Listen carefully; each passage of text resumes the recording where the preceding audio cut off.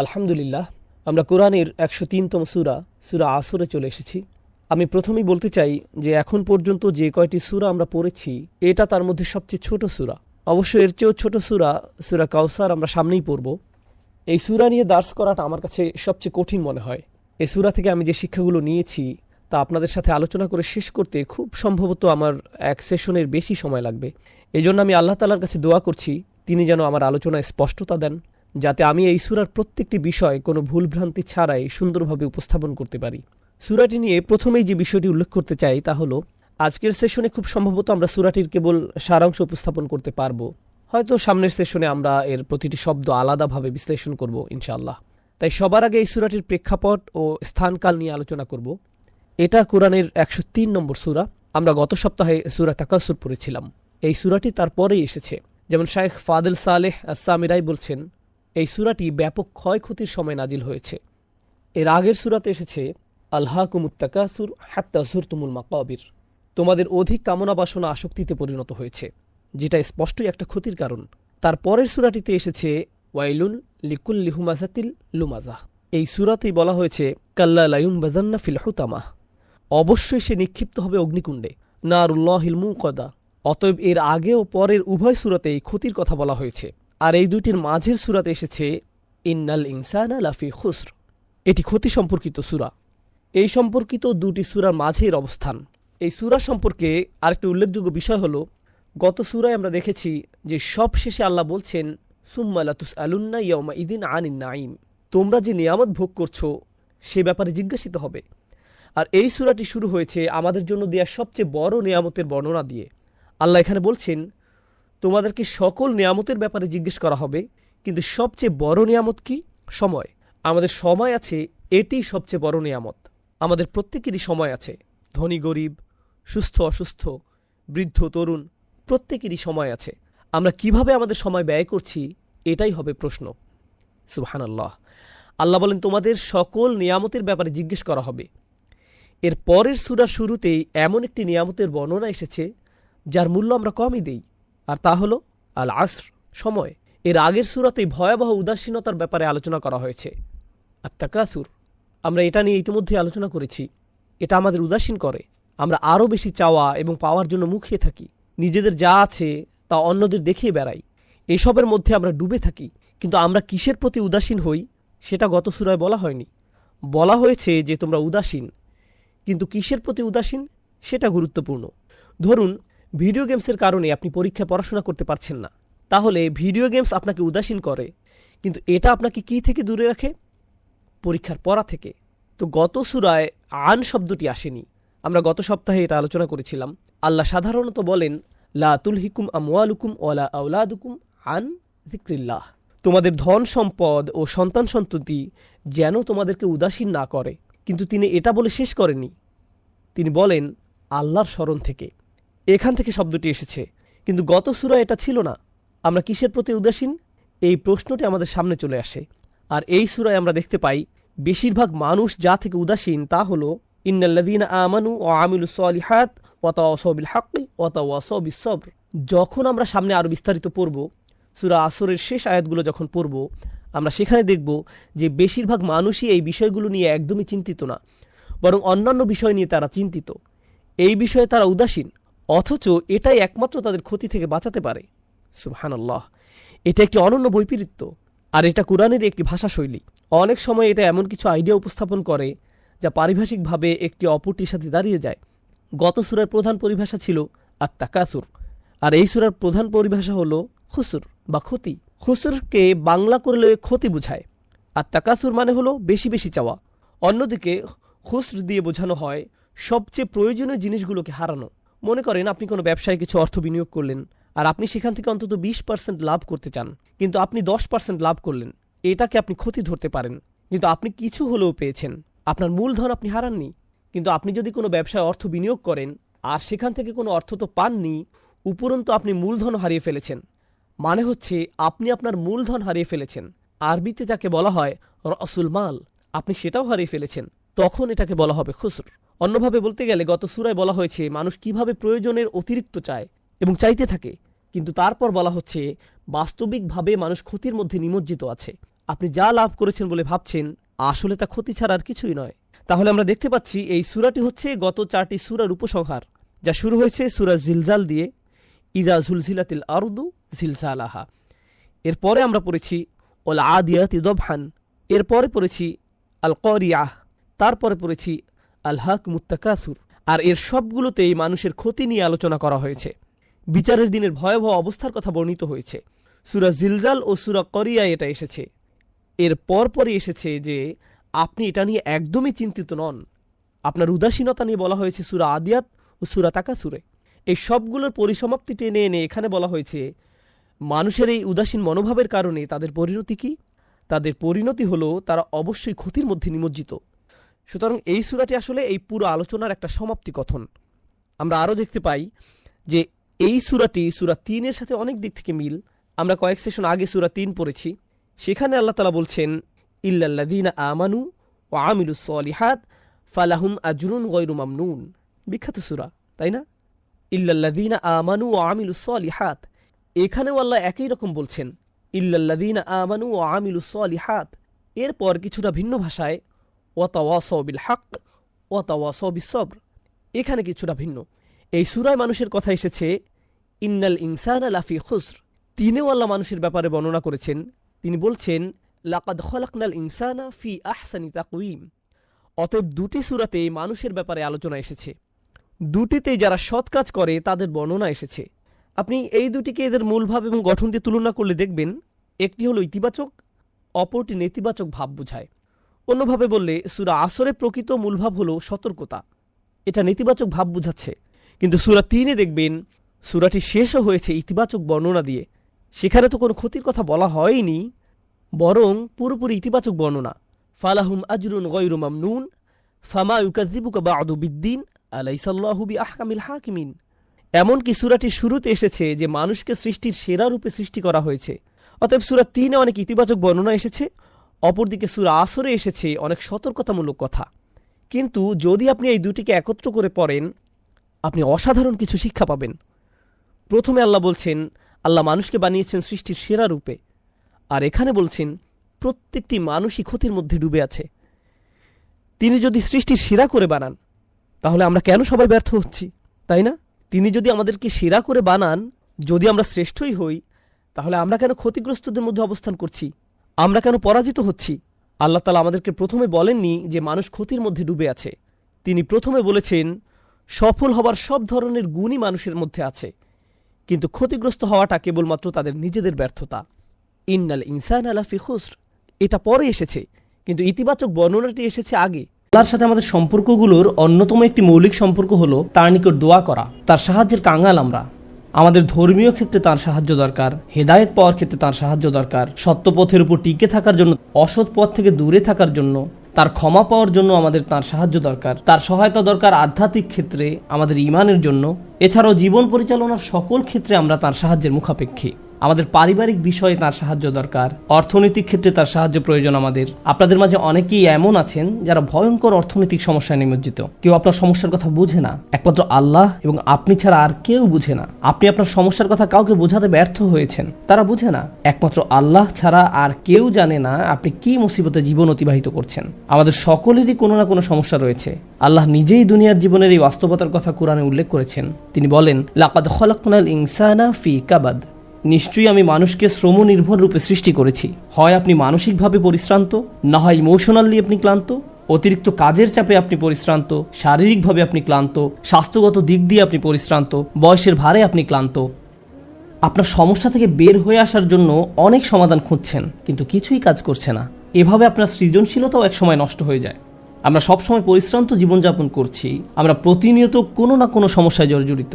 এই সমস্যাগুলো আমাদের চিন্তা শক্তির বেশিরভাগ অংশ দখল করে রাখে। অনেক সময় ইতিবাচক চিন্তা করার জন্য নিজের উপর জোর খাটাতে হয়, কারণ আপনি যদি জোর করে ইতিবাচক চিন্তা না করেন, তাহলে নেতিবাচক চিন্তাগুলো সবসময় এসে আপনার মাথায় জড়ো হয়ে থাকে।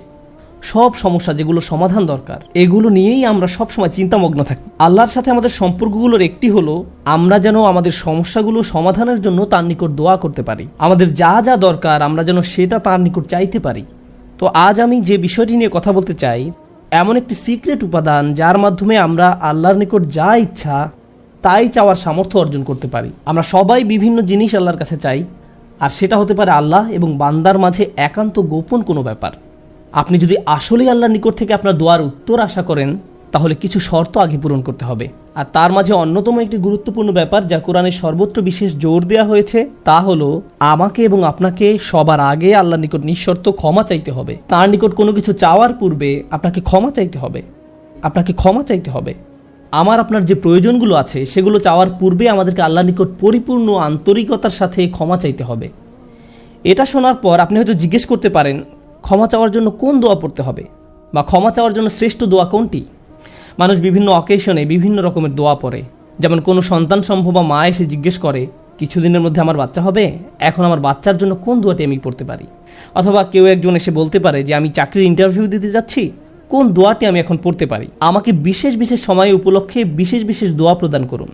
আমি আপনাদের বলছি, বিশেষ সময়ের ওই দোয়াগুলো অবশ্যই গুরুত্বপূর্ণ, কারণ সেগুলো পবিত্র এবং আল্লাহর কাছ থেকে অবতীর্ণ। কিন্তু সকল সমস্যার ক্ষেত্রে কমন দোয়া হলো, যে একটি দোয়া আপনার সকল সমস্যা দূর করবে, তা হলো সত্যিকার অর্থে আল্লাহর নিকট ক্ষমা প্রার্থনা করা। নূহ আলাইহিস সালাম তার জাতিকে আল্লাহর নিকট ডেকেছিলেন 900 বছরেরও বেশি সময় ধরে। তিনি তাদের নিকট অবিরাম দাওয়াত দিয়ে গেছেন।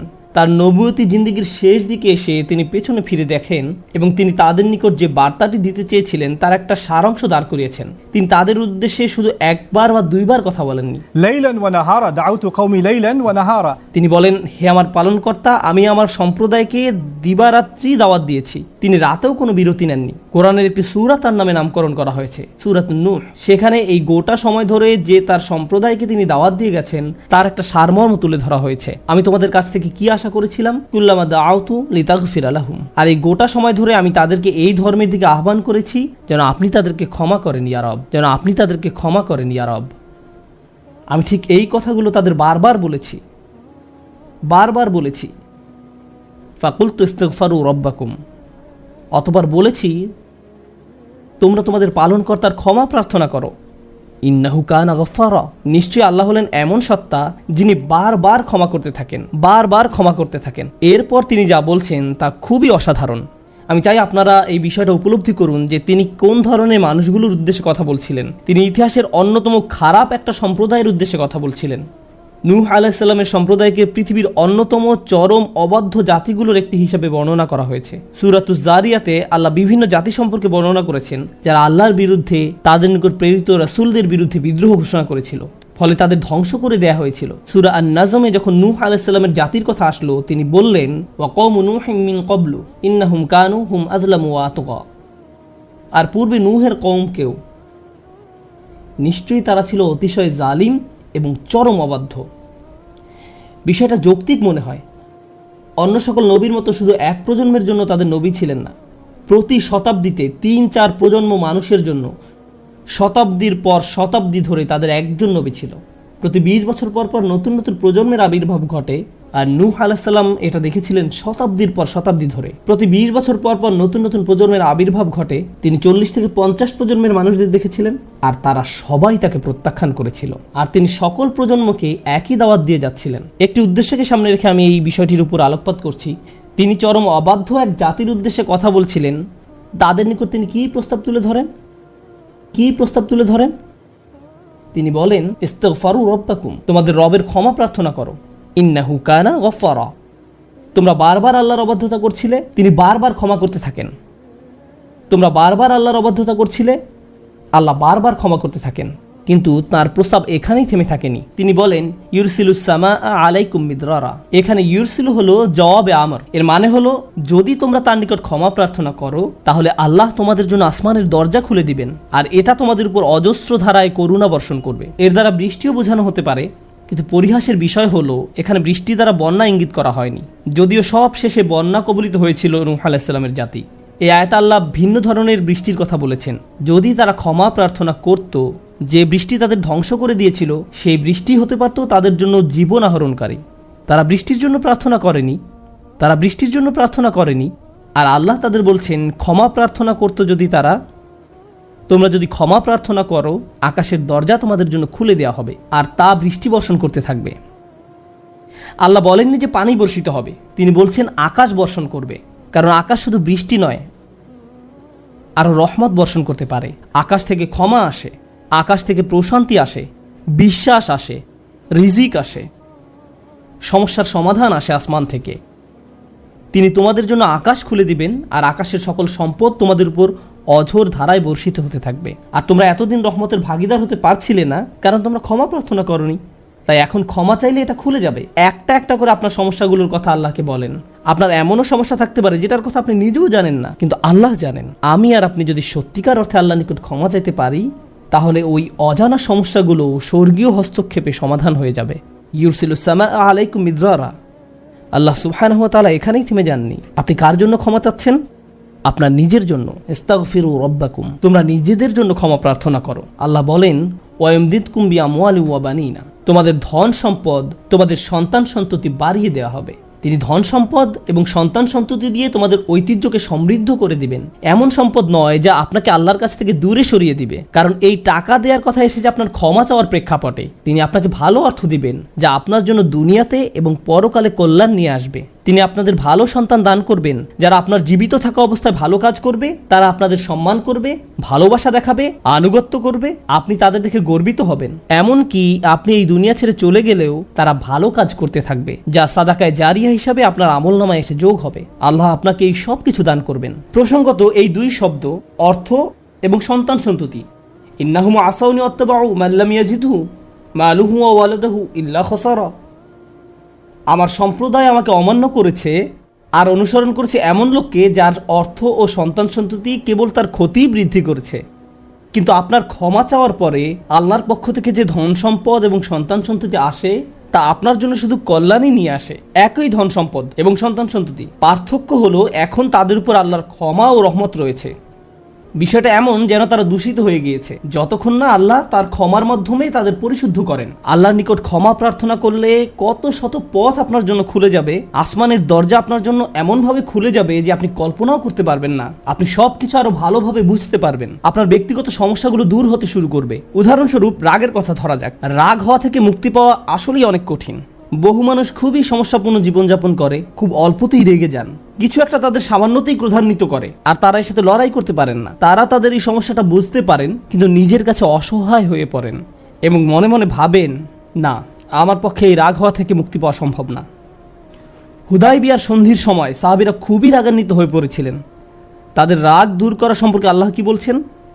তিনি বলছেন, ওয়া আনজালাস সাকিনাতা ফি কুলুবিল মুমিনিন। তিনি আকাশ থেকে বিশ্বাসীদের অন্তরে প্রশান্তি নাজিল করলেন। প্রশান্তি আমাদের নিজেদের কাছ থেকে আসে না, আমরা নিজেদের প্রশান্ত করতে পারি না।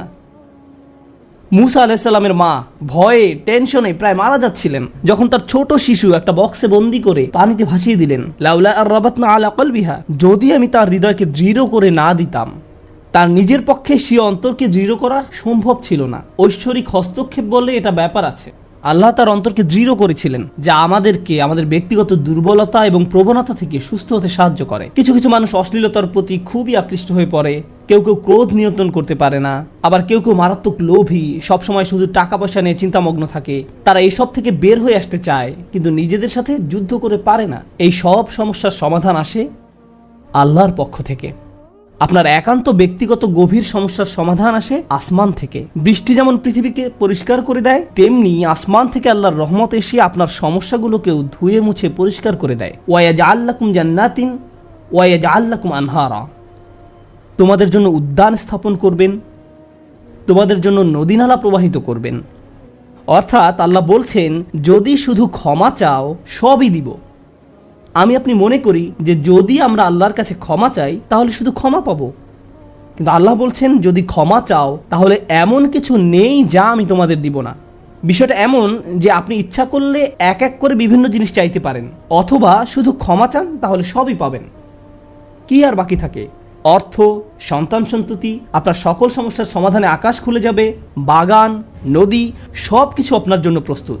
মানুষ সাধারণত মনে করে যে যদি তার আল্লাহর ক্ষমা চায় তাহলে এটা শুধু তাদেরকে পরকালে সাহায্য করবে, কিন্তু এই আয়াতগুলো আমাদের বলছে না।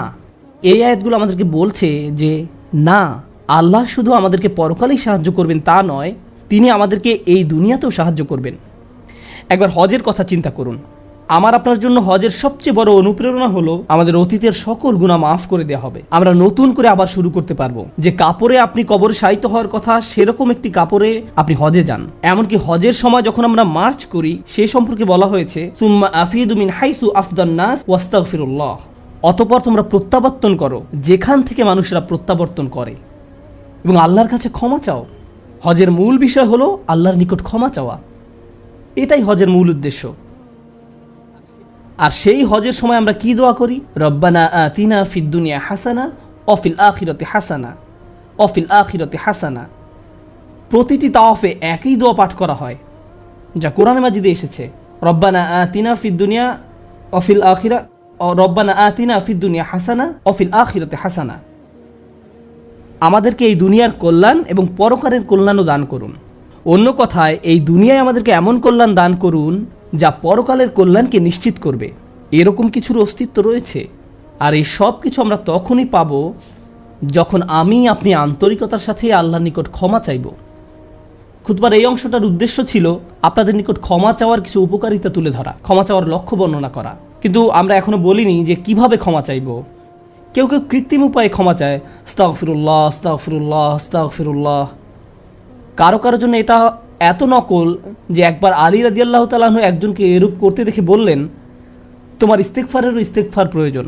এর মাধ্যমে শুধু জিহ্বার ব্যায়ামই হয়, আর কিছু না। আমি এখন আপনাদের এমন একটি বিষয়ের কথা বলবো যা আমাদেরকে আল্লাহর নিকট ক্ষমা চাওয়া থেকে বিরত রাখে। বিষয়টা একজনের কাছে কতটুকু প্রত্যাশা করা হয় তার সাথে সম্পর্কযুক্ত। কিছু কিছু মানুষ মনে মনে এই সিদ্ধান্ত উপনীত হয়ে যায় যে আমি সারা জীবন ধরে অসংখ্য পাপে নিমজ্জিত ছিলাম, আল্লাহ মনে হয় আমাকে খুব একটা পছন্দ করেন না। কোনো কোনো মানুষ এমনকি এতদূর পর্যন্ত চলে যায় যে বলে ওঠে, আল্লাহ আমাকে পছন্দ করেন না, আল্লাহ আমার উপর খুবই রাগান্বিত। আমি জানতাম আল্লাহ এই কাজগুলো আমাকে করতে নিষেধ করেছেন, কিন্তু তারপরেও আমি করেছি। শুধু একবার নয়, বহুবার এই খারাপ কাজগুলো করেছি। সুতরাং আল্লাহর ভালো মানুষের তালিকায় আমি নেই, আমার নামাজের কোনো দাম নেই। মানুষ যখন নিজের সম্পর্কে এইরকম ধারণা পোষণ করে, তখন সে কি করে জানেন? আমি তো খুবই খারাপ মানুষ। আপনি কি আমার জন্য একটু দোয়া করতে পারবেন? কারণ আমি ইতোমধ্যে দোয়া করার যোগ্যতা হারিয়ে ফেলেছি। এখন আপনাকে আমার জন্য দোয়া করতে হবে, কারণ আমি আশা করছি আল্লাহ অন্তত আপনার দোয়া কবুল করবেন। এতে হয়তো আমার একটা সুযোগ তৈরি হতে পারে, কারণ আমার কথা তিনি শুনবেন না। আপনাদেরকে আবার একটু পিছনে নিয়ে যাই। নূহ আলাইহিসসালাম কাদের কাছে আল্লাহর নিকট ক্ষমা চাওয়ার এই প্রস্তাব তুলে ধরেছিলেন? নূহ আলাইহিসসালাম কি এমন মানুষদের নিকট এই প্রস্তাব তুলে ধরেছিলেন যারা সারা রাত মসজিদে কাটাতো, যারা প্রতি বছর হজ পালন করতে যেত, রোজা রাখত এবং অন্যান্য সৎ কাজ করত? না, নূহ আলাইহিসসালাম ক্ষমা পাওয়ার এই প্রস্তাব তুলে ধরেন ইতিহাসের অন্যতম একটি বিদ্রোহী সম্প্রদায়ের প্রতি, যারা প্রজন্মের পর প্রজন্ম ধরে বিদ্রোহী ছিল। তিনি তাদের বলেন, তোমরা যদি শুধু ক্ষমা চাও, আল্লাহ শুধু তোমাদের ক্ষমা করবেন তাই নয়, বরং তিনি তোমাদের জন্য আকাশের ধনভাণ্ডার খুলে দেবেন। নিজের সম্পর্কে এমন বলবেন না যে আমি অনেক দূরে হারিয়ে গেছি, যদি কিছু হয় তা হবে আমার মায়ের দোয়াতে বা অন্য কারো দোয়াতে। আপনার মনের এমন অবস্থার সুযোগ গ্রহণ করে শয়তান। মানুষের মনের হতাশাজনক পরিস্থিতির সুযোগ গ্রহণ করে শয়তান, আর এর মাধ্যমে তাকে শিরকে নিমজ্জিত করে। এই হতাশা শিরকের একটি দরজা। কেন জানেন? তখন মিথ্যা ধর্ম আসে এবং আপনাকে বলে, আপনি তো অনেক বড় পাপী, আপনার পক্ষে ক্ষমা পাওয়া সম্ভব নয়। যিশুকে বলুন আপনাকে ক্ষমা করে দিতে। আপনি যিশুর সাথে ভালো সম্পর্ক করুন, তিনি আল্লাহর সাথে আপনার সম্পর্ক ভালো করে দিবেন। আল্লাহ এবং আপনার মাঝখানে যিশু এসে দাঁড়াবে, অথবা তারা অন্য কাউকে মাঝখানে দাঁড় করাবে, বলবে অমুক পীর, তার কবরের কাছে গিয়ে কিছু চকলেট রাখো। তাহলে তিনি আল্লাহকে বলবেন আপনার সমস্যার সমাধান করে দিতে। আপনি এখন আল্লাহর সাথে কথা বলতে পারবেন না, কিন্তু ওই পীর তিনি আল্লাহর প্রিয় বান্দা, তাই আপনি তার মাধ্যমে আল্লাহর কাছে আপনার দরখাস্ত পেশ করুন। এভাবে শিরকের দরজা খুলে যায়। অন্য কথায়, আল্লাহর সাথে আমাদের সরাসরি যোগাযোগের মূল বিষয়টি, তাওহীদের মানেই হলো সরাসরি যোগাযোগ। লা ইলাহা ইল্লাল্লাহ একই কথা বলে, আর এই সব কিছুর মূল কথা হলো আপনার যা প্রয়োজন তা সরাসরি আল্লাহর নিকট প্রার্থনা করুন। যে বিষয়টি আমাদের সকল প্রয়োজন পূরণ করবে তা হলো আল্লাহর নিকট ক্ষমা প্রার্থনা করা। এখন এই ক্ষমা চাওয়াটা দুইভাবে হয়ে থাকে, জিহ্বার মাধ্যমে ক্ষমা চাওয়া এবং অন্তরের মাধ্যমে ক্ষমা চাওয়া। মানুষ সাধারণত নিজের পক্ষে যুক্তি দিয়ে থাকে। আমি যদি কোনো কারণে আপনার সমালোচনা করি, যেমন ধরুন কাউকে বললাম, এই যে আমি আপনাকে অমুক অমুক কথা বলতে শুনেছি, সে তাৎক্ষণিক হয়তো বলে উঠবে, এক্সকিউজ মি, আমি এমনটা বোঝাতে চাইনি, আপনি তো পুরো ঘটনাটা জানেনই না। আপনি সাথে সাথে নিজের পক্ষে যুক্তি দিতে শুরু করেন, আত্মরক্ষামূলক হয়ে ওঠেন। বালিল ইনসানু আলা নাফসিহি বাসীরা ওয়ালাউ আলকা মাআযিরা। মানুষ নিজের সম্পর্কে সুধারণা পোষণ করে, তারা প্রচুর অজুহাত দেখায়। আপনি যদি আসলেই আল্লাহর ক্ষমা চান, আপনাকে নিরিবিলি একটা সময় খুঁজে পেতে হবে। যদি আরবিতে দোয়া করতে না পারেন, কোনো সমস্যা নেই। আপনি শুধু পাঞ্জাবি, বাংলা, বাহাসা বা উর্দু জানেন, কোনো ব্যাপার না। আপনি আপনার নিজস্ব ভাষাতেই আল্লাহর সাথে কথা বলুন, আন্তরিকতার সাথে আপনার অপরাধগুলো স্বীকার করুন, কোনো অজুহাত দেখাবেন না। এরকমটা করতে পারা আসলেই কঠিন, কারণ আয়নার সামনে দাঁড়িয়েও আমরা নিজের সাথে মিথ্যে কথা বলি, নিজেকে এভাবে প্রবোধ দেই, আমি আসলে অত খারাপ না, আমি যা যা করেছি তার কারণ আছে। যখন আপনি আল্লাহর সামনে দাঁড়াবেন, নিজের কাজের বৈধতা দেওয়ার কথা ভুলে যান। আল্লাহ জানেন আপনি কি অবস্থার মধ্যে দিয়ে যাচ্ছেন, তিনি জানেন এটা কঠিন সময় ছিল, তিনি জানেন অমুক অমুক বিষয় আপনাকে সম্পূর্ণ গ্রাস করে ফেলেছিল। ইয়া রব, আমি অনেক চাপের মধ্যে ছিলাম তাই মদ খেয়েছি। তিনি আপনার সবগুলো অজুহাত সম্পর্কে আপনার চেয়ে ভালোভাবে জানেন। আপনাকে অকপটে তার নিকট আসতে হবে, ফিল্টার ছাড়া, কোনো দ্বিধাদ্বন্দ্ব ছাড়া, নির্দ্বিধায়, কোনো রকমের বিব্রত বোধ করা ছাড়া। অনেক সময় আমরা নিজেদের পাপ স্বীকার করতে বিব্রত বোধ করি, একরাশ লজ্জা এসে আমাদের জড়িয়ে ধরে। কিন্তু যতক্ষণ না আপনি আল্লাহর নিকট অকপটে সকল পাপ স্বীকার করে নিচ্ছেন, আর এভাবে যখন নিজের উপর যে অন্যায়গুলো এতদিন ধরে করে এসছেন তা আপনি মুখ দিয়ে উচ্চারণ করতে শুরু করবেন, আমার বিশ্বাস করতে কষ্ট হয় যে সে সময় আপনার চোখ দিয়ে কোনো অশ্রু নির্গত হবে না। একজন মানুষের পক্ষে এটা অসম্ভব যে সে আল্লাহর সামনে এভাবে নিজেকে খোলাখুলি উপস্থাপন করবে আর তার চোখ দিয়ে কোনো অশ্রু বের হবে না, কারণ এটা দুর্বলতা প্রকাশের সময়। দুনিয়ার সামনে আমরা সাধারণত নিজেকে শক্তিশালী, আত্মবিশ্বাসী এবং দিব্যি সুস্থ হিসেবে উপস্থাপন করি। সবাই আমাদের দেখে মনে করে সবকিছু ঠিক আছে, কিন্তু ভেতরে ভেতরে যে আমি বহু সমস্যায় জর্জরিত তা একমাত্র আল্লাহ জানেন। আপনাকে সকল জড়তা কেটে তার নিকট সম্পূর্ণ খোলাখুলিভাবে নিজেকে উপস্থাপন করতে হবে, আর কেবল তখনই আপনি আল্লাহর নিকট ক্ষমা চাওয়ার অবস্থানে যেতে পারবেন। তারপর সিজদায় গিয়ে কাঁদতে থাকুন। তখন এটা শুধুমাত্র আস্তাগফিরুল্লাহ আস্তাগফিরুল্লাহ বলার মতো হবে না, এটা হয়ে উঠবে আল্লাহর সাথে একটি সত্যিকারের কথোপকথন, আল্লাহর নিকট সত্যিকার অর্থে পাপ স্বীকার। এটা খুবই শক্তিশালী একটা অনুশীলন, চেষ্টা করে দেখুন। আপনাকে একটা নিরিবিলি সময় খুঁজে পেতে হবে। নিশ্চিত করুন যে কেউ আপনার কথা শুনছে না। আপনার স্ত্রী বিছানায় শুয়ে আছে, এমত অবস্থায় মাঝরাতে ঘুম থেকে উঠে এভাবে দোয়া করতে পারবেন না, ইয়া আল্লাহ আমাকে ক্ষমা করে দিন, কারণ আপনার স্ত্রী তো আপনার দোয়া শুনতে পাচ্ছে। এভাবে করাটা নিষিদ্ধ নয়, কিন্তু একা একা দোয়া করা আপনার জন্য ভালো হবে। মোট কথা, নির্জন কোনো জায়গা খুঁজে বের করুন যেখানে আপনি একান্তে আল্লাহর সাথে কথা বলতে পারবেন। যদি আপনি এক গাদা আরবি দোয়া মুখস্থ করেন যার অর্থও আপনি জানেন না, আর বিড়বিড় করে সেগুলো উচ্চারণ করতে থাকেন, রব্বানা আতিনা ফিদ দুনিয়া হাসানাতাও ওয়া ফিল আখিরাতি হাসানাতাও, সে দোয়াগুলো অবশ্যই উত্তম এবং শক্তিশালী, কিন্তু আপনার অন্তরের সাথে যদি সেগুলোর কোনো যোগাযোগ না থাকে, শুধু জিহ্বা দিয়ে উচ্চারণ করছেন, তাহলে আপনি আসলে ক্ষমা প্রার্থনা করছেন না। আল্লাহ আপনাকে এই জিকিরের পুরস্কার দান করুন, কিন্তু এর নাম আসলে ইস্তেগফার বা ক্ষমা প্রার্থনা নয়। ইস্তেগফার অন্য কিছু। যখন আপনার চক্ষু খুলে অশ্রু নির্গত হতে শুরু করে, তখন আকাশের দরজা খুলে যায়, তখনই সেটা খুলবে।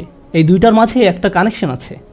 সর্বশেষ যে বিষয়টি আমি আপনাদের সাথে শেয়ার করতে চাই তা হলো আল্লাহর উপর আশা ধরে রাখা। অনেকের জন্য এই বিষয়টা মেনে নেওয়া বেশ কঠিন যে আল্লাহ তার কথা শুনবেন, আমার দোয়া তার নিকট গুরুত্বহীন, আমি দোয়া করার কোনো অর্থ দেখি না। আপনাদের একটা কথা বলে রাখি, আল্লাহর নিকট থেকে আপনি সর্বশ্রেষ্ঠ যে উপহারটি পাবেন তা কি জানেন? ক্ষমা। এটাই সর্বশ্রেষ্ঠ উপহার। আপনি এটার মূল্য উপলব্ধি করুন আর নাই করুন, আর যা কিছু আল্লাহ আপনাকে দিবেন বলেছেন এর সবই অতিরিক্ত। আপনাদেরকে একটা উদাহরণ দিই। আমার অনেকগুলো সন্তান আছে। ধরুন আমার এক সন্তানের উপর আমি খুবই অসন্তুষ্ট, সে কোনো একটা অন্যায় করেছে, আমি খুবই রাগান্বিত হয়ে আছি, আমার বিশ্বাস করতে কষ্ট হয় যে তুমি এটা করেছো। এভাবে আমি তাকে কিছুটা বকাঝকা করলাম, তোমার এটা বলা উচিত হয়নি, তোমার এটা করা উচিত হয়নি।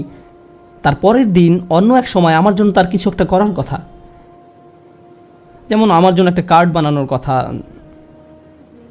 যাতে লেখা থাকবে বাবা আমি তোমাকে ভালোবাসি। সে জিনিসটা আঁকলো, কিন্তু তারপর কি মনে করে কাগজটা টুকরা টুকরা করে ময়লার বক্সে ফেলে দিল। এটা দেখে তার অন্য ভাই বলল, তুমি এটা ফেলে দিলে কেন? জবাবে সে বলল, বাবা আমার উপর খুবই রাগান্বিত, তিনি এটার প্রতি কোনো গুরুত্ব দিবেন বলে মনে হয় না। আমি যদি জানতাম যে সে বিষয়টাকে এভাবে দেখছে তাহলে আমি কি করতাম? আমি কি এভাবে বলতাম যে হ্যাঁ ফেলে দাও? না, বরং আমি আবেগে কেঁদে ফেলতাম, কিভাবে তুমি ভাবতে পারলে যে আমি তোমাকে আর ভালোবাসি না? হ্যাঁ তুমি অন্যায় করেছো, তুমি ভুল করেছো, কিন্তু তুমি এখনও আমার সন্তান। তুমি 1000 বার ভুল করলেও আমি তোমাকে ভালোবাসবো। আমাকে ওই কার্ডটি দাও, আমি সেটা ফ্রেমে বাঁধিয়ে রাখবো, ময়লার বাক্স থেকে নিয়ে গ্লাসে আটকিয়ে রাখবো, সারা জীবন ধরে যত্ন করে রাখবো। কেন? কারণ আমি আমার সন্তানদের ভালোবাসি, তারা যতই ভুল করুক না কেন, এমন কি যদি তাদের আচরণ আমাকে রাগান্বিতও করে। এটা শুধু আমি এবং আমার সন্তানদের সম্পর্ক, কিন্তু আমি আমার আর সন্তানদের নিয়ে কথা বলছি না। এই উদাহরণের মাধ্যমে আমি কথা বলছি আমার এবং আল্লাহর সম্পর্ক নিয়ে। আমি ভুল করি, আল্লাহ এমনকি আমাকে বকাঝকাও করেন না। আমি ভুল করার কারণে তিনি আমার উপর বজ্রপাত করেননি, তিনি আমাকে জাহান্নামে নিক্ষেপ করেননি, তিনি আমার হার্টবিট বন্ধ করে দেননি। যখনই আমি মিথ্যে বলি আমি বোবা হয়ে যাই না। প্রতিবার হারাম কিছু খেয়ে ফেলার কারণে আমার হাত অবশ হয়ে যায় না। হারাম কিছুর দিকে তাকানোর কারণে আমি অন্ধ হয়ে যাইনি। তিনি এখনও দিয়েই যাচ্ছেন। আর আমি কিনা চিন্তা করতে শুরু করলাম যে আল্লাহ আমাকে আর ভালোবাসেন না। আল্লাহর সাথে আমার সম্পর্ক একসময় ভালো ছিল, কিন্তু এখন যেহেতু আমি খারাপ হয়ে গিয়েছি তাই ভালোবাসাও এখন হারিয়ে গেছে। তাহলে দোয়া করার কি অর্থ আছে? মনে রাখুন, আল্লাহর মতো কেউ আপনাকে ভালোবাসে না। আমি আমার সন্তান বা পিতামাতার প্রতি যে ভালোবাসা প্রদর্শন করি তা আল্লাহ তাআলা আমার ভেতরে দিয়েছেন। আমরা এমনি এমনি কাউকে ভালোবাসতে সক্ষম নই। ভালোবাসা আল্লাহর পক্ষ থেকে একটি উপহার। যদি আল্লাহর দুইটি সৃষ্টির মাঝে ভালোবাসা এত দৃঢ় হয়, আমাদের পক্ষে কল্পনাও করা সম্ভব নয় যে আমাদের জন্য আল্লাহর ভালোবাসা কত প্রগাঢ়, যে আমাদের জন্য আল্লাহর ভালোবাসা কত গভীর।